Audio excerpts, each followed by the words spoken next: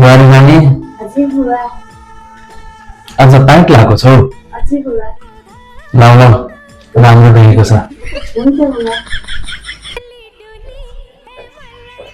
बुवा लानुहोस्। बोरी हजुर मम्मी। तिम्रो ठुलो मम्मी आउँदैछ, प्यान्ट लाउने होइन त्यहाँ साडी लगाइहाल। हुन्छ मम्मी। एकछिन बुहारी तिमीले साडी लाउनु पर्दैन अनि हाम्रो छोरीहरूले चाहिँ प्यान्ट लाएर हिँड्दा पनि हुने ऊ चाहिँ यो घरको छोरी होइन उसले भुम्को पनि लाउनु पर्दैन तिमीलाई जस्तो कपडा लाउनु मन लाग्छ त्यस्तै कपडा लाऊ हुन्छ बुवा। बोरी छोरो अफिसबाट थाकेर आउँछ, एक कप चिया बनाएर रेडी पारिराख। हुन्छ मम्मी।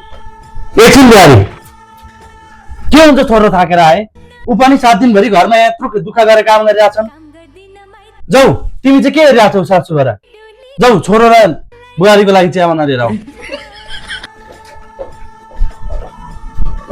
भाउजू मलाई रोटी तरकारी बनाइदिनु न। हुन्छ।